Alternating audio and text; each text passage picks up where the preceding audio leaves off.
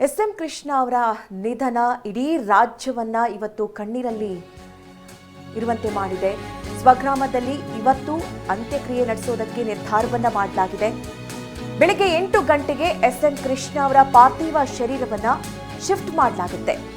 ಹುಟ್ಟೂರಿಗೆ ಪಾರ್ಥಿವ ಶರೀರ ಕೊಂಡೊಯ್ಯೋದಕ್ಕೆ ಎಲ್ಲಾ ಸಿದ್ಧತೆಯನ್ನ ಮಾಡಿಕೊಳ್ಳಲಾಗಿದೆ. ಮದ್ದೂರಿನ ಸೋಮನಹಳ್ಳಿಗೆ ಕೊಂಡೊಯ್ಯೋದಕ್ಕೆ ತಯಾರಿಯನ್ನ ನಡೆಸಲಾಗ್ತಾ ಇದೆ. ಇನ್ನು ಕೆಲವೇ ಹೊತ್ತಲ್ಲಿ ತೆರೆದ ವಾಹನದಲ್ಲಿ ಮೆರವಣಿಗೆ ಮುಖಾಂತರವಾಗಿ ಮದ್ದೂರಿನ ಸುಮನಹಳ್ಳಿಗೆ ಪಾರ್ಥಿವ ಶರೀರವನ್ನ ಕೊಂಡೊಯ್ಯಲಾಗುತ್ತೆ. ಮೈಸೂರು ರಸ್ತೆ ಮೂಲಕ ಪಾರ್ಥಿವ ಶರೀರವನ್ನ ತೆಗೆದುಕೊಂಡು ಹೋಗಲಾಗುತ್ತೆ. ಈ ಬಗ್ಗೆ ಹೆಚ್ಚಿನ ಡೀಟೇಲ್ಸ್ ಅನ್ನ ನೀಡ್ತಾರೆ ನಮ್ಮ ಪ್ರತಿನಿಧಿ ಪ್ರಶಾಂತ್. ನೇರ ಸಂಪರ್ಕದಲ್ಲಿ ನಮ್ಮನ್ನ ಜಾಯ್ನ್ ಆಗ್ತಾ ಇದ್ದಾರೆ.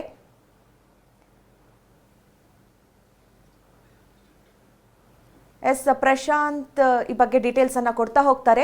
ಸದ್ಯ ಸ್ವಗ್ರಾಮದಲ್ಲಿ ಇವತ್ತು ಅಂತ್ಯಕ್ರಿಯೆಗೆ ಎಲ್ಲಾ ರೀತಿಯ ವ್ಯವಸ್ಥೆಗಳನ್ನ ಮಾಡಿಕೊಳ್ಳಲಾಗ್ತಾ ಇದೆ. ಪಾರ್ಥಿವ ಶರೀರ ಶಿಫ್ಟ್ ಮಾಡಲಾಗುತ್ತೆ. ಅಂದ್ರೆ ಹುಟ್ಟೂರಿಗೆ ಪಾರ್ಥಿವ ಶರೀರವನ್ನ ಕೊಂಡೊಯ್ಯೋದಕ್ಕೆ ಬೇಕಾದಂತಹ ಎಲ್ಲಾ ಸಿದ್ಧತೆಗಳು ಸದ್ಯ ನಡೀತಾ ಇದೆ. ಮದ್ದೂರಿನ ಸೋಮನಹಳ್ಳಿಗೆ ಕೊಂಡೊಯ್ಯೋದಕ್ಕೆ ತಯಾರಿಯನ್ನ ಮಾಡಿಕೊಳ್ಳಲಾಗಿದ್ದು, ಇನ್ನು ಕೆಲವೇ ಹೊತ್ತಲ್ಲಿ ಅಂದ್ರೆ 8 ಗಂಟೆಯವರೆಗೆ ಮಾತ್ರ ಸದಾಶಿವನಗರದ ನಿವಾಸದಲ್ಲಿ ಅಂತಿಮ ದರ್ಶನಕ್ಕೆ ಅವಕಾಶವನ್ನ ಕೊಡಲಾಗುತ್ತೆ. ನಂತರ 8 ಗಂಟೆ ಬಳಿಕ ತೆರೆದ ವಾಹನದ ಮೂಲಕ ಮೆರವಣಿಗೆ ಮೂಲಕವಾಗಿ ಪಾರ್ಥಿವ ಶರೀರವನ್ನ ಅವರ ಹುಟ್ಟೂರಿಗೆ ತೆಗೆದುಕೊಂಡು ಹೋಗಲಾಗುತ್ತೆ. ಈ ಬಗ್ಗೆ ಹೆಚ್ಚಿನ ಡೀಟೇಲ್ಸ್ ಅನ್ನ ನೀಡ್ತಾರೆ ಪ್ರಶಾಂತ್. ನೇರ ಸಂಪರ್ಕದಲ್ಲಿ ನಮ್ಮನ್ನ ಜಾಯ್ನ್ ಆಗ್ತಾ ಇದ್ದಾರೆ. ಪ್ರಶಾಂತ್, ಇನ್ನೇನು ಕೆಲವೇ ಹೊತ್ತಿನಲ್ಲಿ ಪಾರ್ಥಿವ ಶರೀರವನ್ನ ಹುಟ್ಟೂರಿಗೆ ಕೊಂಡೊಯ್ಯೋದಕ್ಕೆ ಸಿದ್ಧತೆ ನಡೀತಾ ಇದೆ ಅನ್ನುವಂತಹ ವಿಚಾರ ಸದ್ಯ ಎಷ್ಟು ಗಂಟೆಗೆ ಪ್ಲಾನ್ ನಡೆದಿದೆ? ಏನ್ ಡೀಟೇಲ್ಸ್ ಸಿಗ್ತಾ ಇದೆ ಪ್ರಶಾಂತ್? ಮಧುಶ್ರೀ, ಮಾಜಿ ಸಿಎಂ ಎಸ್.ಎಂ. ಕೃಷ್ಣ ಅವರು ವಿಧಿವಶರಾಗಿದ್ದಾರೆ. ಅವರ ಹುಟ್ಟೂರು ಸೋಮನಹಳ್ಳಿಯಲ್ಲಿ ಇವತ್ತು ಅಂತ್ಯಕ್ರಿಯೆ ಕೂಡ ನೆರವೇರುತ್ತೆ. ಹೀಗಾಗಿ ಮಂಡ್ಯ ಜಿಲ್ಲಾಡಳಿತ ಎಲ್ಲ ರೀತಿಯ ತಯಾರಿಯನ್ನು ಕೂಡ ಮಾಡ್ಕೊಂಡಿರುವಂಥದ್ದು. ನನ್ನ ಹಿಂಭಾಗ ಕೂಡ ನೋಡಬಹುದು, ಮಂಡ್ಯ ಜಿಲ್ಲೆ ಮದ್ದೂರು ತಾಲೂಕಿನ ಸೋಮನಹಳ್ಳಿ ಗ್ರಾಮಕ್ಕೆ ಬೆಳಗ್ಗೆ 10 ಗಂಟೆ ಸುಮಾರಿಗೆ ಎಸ್.ಎಂ. ಕೃಷ್ಣ ಅವರ ಪಾರ್ಥಿವ ಶರೀರ ಬರುವಂಥದ್ದು. ಬೆಳಗ್ಗೆ 8 ಗಂಟೆ ಸುಮಾರಿಗೆ ಬೆಂಗಳೂರಿನಿಂದ ತೆಗೆದುಕೊಂಡು ಕೂಡ ಬರಲಾಗುತ್ತೆ. ಮಾರ್ಗದುದ್ದಕ್ಕೂ ಕೂಡ ಸಾಕಷ್ಟು ಜನರು ಕೂಡ ಅಂತಿಮ ದರ್ಶನವನ್ನ ಪಡಿತಾರೆ. ಆ ನಂತರದಲ್ಲಿ 10 ಗಂಟೆ ಸುಮಾರಿಗೆ ಸೋಮನಹಳ್ಳಿಯಲ್ಲಿ ಅಂತಿಮ ದರ್ಶನಕ್ಕೂ ಕೂಡ ಅವಕಾಶವನ್ನ ಮಾಡಿಕೊಡುತ್ತಿರುವಂಥದ್ದು. ಈಗಾಗಲೇ ಬೃಹದಾಕಾರದಂತ ಒಂದು ಜರ್ಮನ್ ಟೆಂಟ್ ಅನ್ನು ಕೂಡ ನಿರ್ಮಾಣ ಮಾಡಿದ್ದಾರೆ. 10 ಗಂಟೆ ಸುಮಾರಿಗೆ ಪಾರ್ಥಿವ ಶರೀರವನ್ನು ತೆಗೆದುಕೊಂಡು ಬಂದ ನಂತರದಲ್ಲಿ ಈ ಒಂದು ಸ್ಥಳದಲ್ಲೂ ಕೂಡ ಆ ಒಂದು ಪಾರ್ಥಿವ ಶರೀರವನ್ನು ಇಡಲಾಗುತ್ತೆ. ಮಧ್ಯಾಹ್ನ 3 ಗಂಟೆವರೆಗೂ ಕೂಡ ಇಲ್ಲಿ ಅಂತಿಮ ದರ್ಶನಕ್ಕೆ ಅವಕಾಶವನ್ನ ಮಾಡಿಕೊಳ್ಳಲಾಗುತ್ತೆ. ಆ ನಂತರ ಅಂತಿಮ ವಿಧಾನವನ್ನ ಸಲ್ಲಿಸುವಂಥದ್ದು. ಅದಕ್ಕೂ ಮೊದಲಾಗಿ 3 ಗಂಟೆ ಸುಮಾರಿಗೆ ಸಕಲ ಸರ್ಕಾರಿ ಗೌರವಗಳೊಂದಿಗೆ ಅವರಿಗೆ ಗೌರವ ವಂದನೆಗಳನ್ನು ಕೂಡ ಸಲ್ಲಿಕೆ ಮಾಡುವಂಥದ್ದು. 3 ಗಂಟೆ ನಂತರದಲ್ಲಿ ಅವರ ಕುಟುಂಬಸ್ಥರ ಸಮ್ಮುಖದಲ್ಲಿ ಅಂತಿಮ ವಿಧಾನ ಕೂಡ ನೆರವೇರುತ್ತೆ. ಅಲ್ಲಿ ದೃಶ್ಯ ಏನು ಕಾಣ್ತಾ ಇದೆ, ಆ ಒಂದು ಜಾಗದಲ್ಲಿ ಅಂತಿಮ ಅಂತ್ಯಕ್ರಿಯೆ ಕೂಡ ನೆರವೇರುವಂಥದ್ದು. ಈಗಾಗಲೇ ಅಲ್ಲಿ ಒಂದು ಕಟ್ಟೆಯನ್ನು ಕೂಡ ನಿರ್ಮಾಣ ಮಾಡಿರುವಂಥದ್ದು. ಆ ಒಂದು ಸ್ಥಳದಲ್ಲಿ ಮೃತದೇಹವನ್ನ ಇಟ್ಟು ಅಲ್ಲಿ ಅಂದ್ರೆ 1000 kg ಗಂಧದ ಜೊತೆಗೆ ಅಗ್ನಿಸ್ಪರ್ಶವನ್ನು ಕೂಡ ಮಾಡಲಾಗುತ್ತೆ. ಜೊತೆಗೆ ಸಾಕಷ್ಟು ಗಣ್ಯರು ಕೂಡ ಈ ಒಂದು ಅಂತ್ಯ ಸಂಸ್ಕಾರದಲ್ಲೂ ಕೂಡ ಪಾಲ್ಗೊಳ್ತಿದ್ದಾರೆ. ಪ್ರಮುಖವಾಗಿ ಸಿಎಂ ಸಿದ್ದರಾಮಯ್ಯ ಸೇರಿದಂತೆ ಡಿಸಿಎಂ ಡಿ.ಕೆ. ಶಿವಕುಮಾರ್ ಸೇರಿದಂತೆ ಸಾಕಷ್ಟು ಸಚಿವರು ಕೂಡ ಪಾಲ್ಗೊಳ್ತಾ ಇರುವಂಥದ್ದು. ಹೀಗಾಗಿ ಸಾಕಷ್ಟು ಬಿಗಿ ಪೊಲೀಸ್ ಬಂದೋಬಸ್ತನ್ನು ಕೂಡ ಮಾಡಿಕೊಳ್ಳಲಾಗಿರುವಂಥದ್ದು. ದಕ್ಷಿಣ ವಲಯ ಐಜಿಪಿ ಬೋರ್ಲಿಂಗಯ್ಯ ಅವರ ನೇತೃತ್ವದಲ್ಲಿ 1000ಕ್ಕೂ ಹೆಚ್ಚು ಪೊಲೀಸ್ ಸಿಬ್ಬಂದಿಗಳನ್ನ ಕೂಡ ಭದ್ರತೆಗಾಗಿ ನಿಯೋಜನೆ ಮಾಡಲಾಗ್ತದೆ. ಪ್ರಮುಖವಾಗಿ ಮಂಡ್ಯ ಸೇರಿದಂತೆ ಬೇರೆ ಬೇರೆ ಜಿಲ್ಲೆಗಳಿಂದಲೂ ಕೂಡ ಅಂತಿಮ ದರ್ಶನವನ್ನ ಪಡೆಯೋದಕ್ಕೆ ಸಾಕಷ್ಟು ಜನರು ಕೂಡ ಬರ್ತಾರೆ. ಬೇರೆ ಬೇರೆ ಗಣ್ಯರೆಲ್ಲರೂ ಕೂಡ ಪಾಲ್ಗೊಳ್ತಾರೆ. ಹೀಗಾಗಿ ಸಾಕಷ್ಟು ಸಿದ್ಧತೆಗಳನ್ನ ಕೂಡ ಮಾಡ್ತಾ ಇರುವಂತದ್ದು. ಜೊತೆಗೆ ಅವರ ಕುಟುಂಬಸ್ಥರಾಗ್ಲಿ ಗಣ್ಯರು ಕೂರೋದಕ್ಕೂ ಕೂಡ ಸಾಕಷ್ಟು ಆಸನಗಳ ವ್ಯವಸ್ಥೆಯನ್ನು ಕೂಡ ಈ ಒಂದು ಸ್ಥಳದಲ್ಲಿ ಮಾಡಲಾಗ್ತಾ ಇದೆ. ಸುಮಾರು 2.5 ಎಕರೆ ಪ್ರದೇಶದಲ್ಲಿ ಈ ಒಂದು ಅಂತ್ಯ ಸಂಸ್ಕಾರ ಕೂಡ ನೆರವೇರ್ತಾ ಇರುವಂತದ್ದು. ಈ ಸ್ಥಳ ಏನಿದೆ ಎಸ್.ಎಂ. ಕೃಷ್ಣ ಅವರ ಜಮೀನಿನ ಸ್ಥಳ.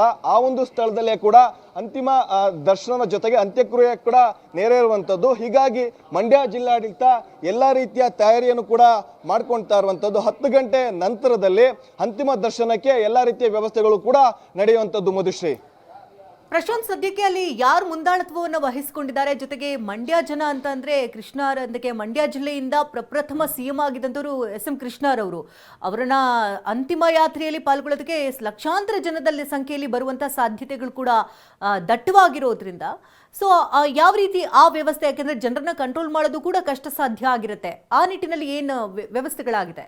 ಇನ್ನು ಒಂದ್ ಕಡೆ ನೋಡ್ತಾ ಇದ್ದೀವಿ, ಎಸ್ ಎಂ ಕೃಷ್ಣ ಅವರ ನಿವಾಸದ ಸದಾಶಿವನಗರದ ನಿವಾಸದ ಮುಂಭಾಗದಲ್ಲಿ ಅಂತಿಮ ದರ್ಶನಕ್ಕೆ ವ್ಯವಸ್ಥೆಯನ್ನು ಮಾಡಿರುವಂಥದ್ದು. ನಿನ್ನೆಯಿಂದ ನೋಡ್ತಾ ಇರೋ ಹಾಗೆ ಸಾವಿರಾರು ಸಂಖ್ಯೆಯಲ್ಲಿ ಅವರ ಅಭಿಮಾನಿಗಳು, ಬೆಂಬಲಿಗರು, ಕುಟುಂಬಸ್ಥರು ಆಗಮಿಸಿದ್ದಾರೆ. ಇನ್ನೊಂದು ಭಾಗದಲ್ಲಿ ಮೆರವಣಿಗೆಗೆ ಅಂದರೆ ತೆರೆದ ವಾಹನ ಯಾವ ರೀತಿ ಅಲಂಕಾರಗೊಂಡಿದೆ ಅನ್ನುವಂಥದ್ದು, ಇದೇ ವಾಹನದಲ್ಲಿ ಪಾರ್ಥಿವ ಶರೀರವನ್ನು ಹುಟ್ಟೂರು ಮದ್ದೂರಿನ ಸುಮನಹಳ್ಳಿಗೆ ತೆಗೆದುಕೊಂಡು ಹೋಗಲಾಗುತ್ತೆ. ಹಾಗಾಗಿ ಎಲ್ಲ ರೀತಿಯ ಸಿದ್ಧತೆಗಳು ಆಗಿರುವಂಥದ್ದು. ಇನ್ನೇನು ಕೆಲವೇ ಹೊತ್ತುಗಳು ಮಾತ್ರ ಬಾಕಿ ಉಳಿದಿದೆ. ತೆರೆದ ವಾಹನ ಕೂಡ ಸಿದ್ಧವಾಗಿರೋದನ್ನು ನಾವು ನೋಡ್ತಾ ಇದ್ದೀವಿ. ಇನ್ನು ಈ ಬಗ್ಗೆ ಹೆಚ್ಚಿನ ಡೀಟೇಲ್ಸ್ ಅನ್ನ ನೀಡ್ತಾರೆ ನಮ್ಮ ಪ್ರತಿನಿಧಿ ರಾಜಪ್ಪ, ನೇರ ಸಂಪರ್ಕದಲ್ಲಿ ಜಾಯ್ನ್ ಆಗಿದ್ದಾರೆ. ರಾಜಪ್ಪ, ಇನ್ನೇನು ಕೆಲವೇ ನಿಮಿಷಗಳು ಮಾತ್ರ ಉಳಿದಿದೆ ಅಂತ ಹೇಳ್ಬೋದು. ಯಾಕೆಂದ್ರೆ ಹುಟ್ಟೂರಿಗೆ ಕೊಂಡೊಯ್ಯೋದಕ್ಕೆ ಬೇಕಾದಂತಹ ಸಿದ್ಧತೆಗಳು ಯಾವ ರೀತಿ ಕಂಡು ಬರ್ತಾ ಇದೆ ರಾಜಪ್ಪ?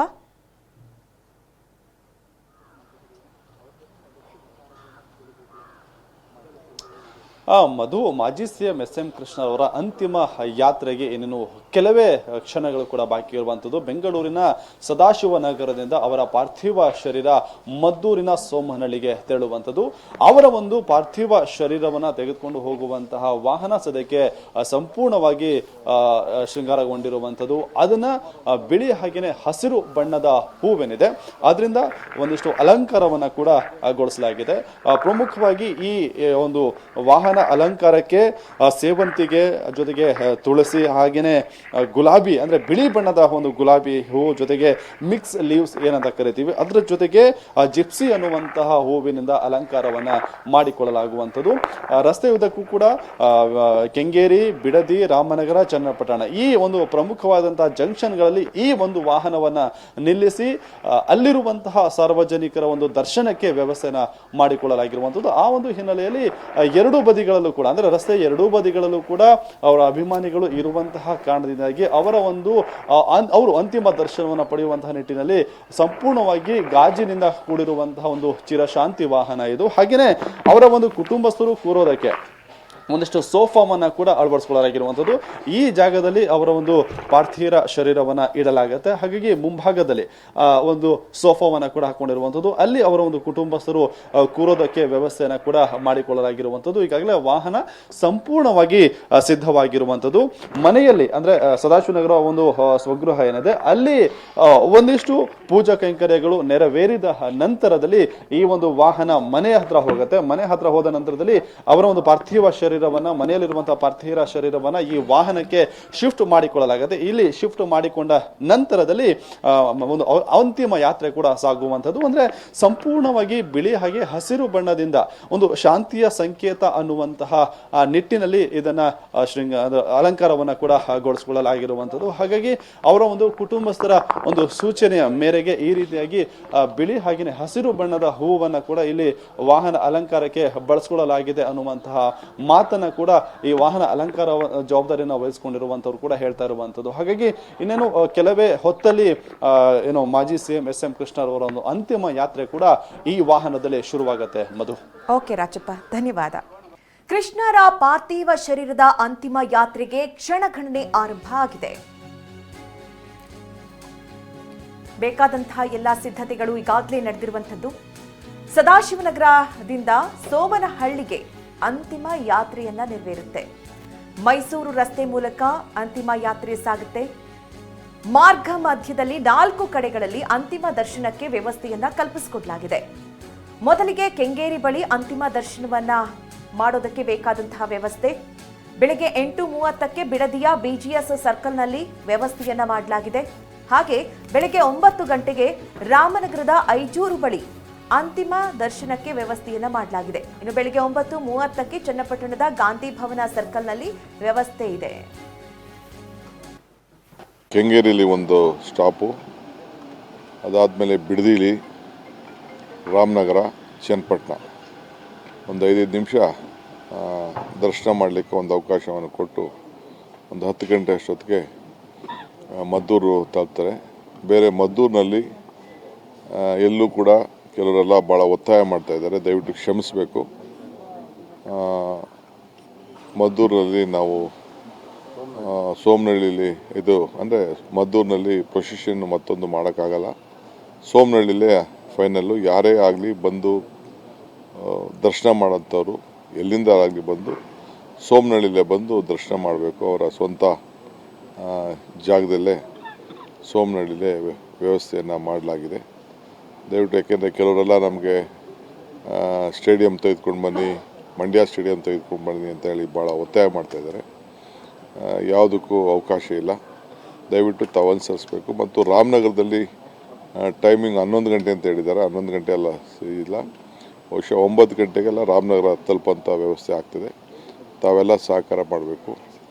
ನಮ್ಮ ರಾಮನಗರ ಜಿಲ್ಲೆಯವರು ಯಾರ್ಯಾರು ರಾಮನಗರ, ಚನ್ನಪಟ್ಟಣ ಮತ್ತು ಬಿಡದಿ ಈ 3 ಕಡೆ ಬಂದು ಕನಕಪುರದವರಾಗಿರ್ಬೋದು, ಹಾರೋಹಳ್ಳಿಯವರಾಗಿರ್ಬೋದು, ರಾಮನಗರ ಆಗಿರ್ಬೋದು, ಚನ್ನಪಟ್ಟಣದವರಾಗಿರ್ಬೋದು, ಅಲ್ಲೇ ದರ್ಶನ ಮಾಡಿಕೊಂಡು ತಾವು ನಮನವನ್ನು ಸಲ್ಲಿಸಬೇಕು ಅಂತೇಳಿ ಕುಟುಂಬದ ಪರವಾಗಿ, ಸರ್ಕಾರದ ಪರವಾಗಿ ತಮಗೆ ತಿಳಿಸ್ತಾ ಇದ್ದೀನಿ. ಕೆಂಗೇರಿಯಲ್ಲಿ ಒಂದು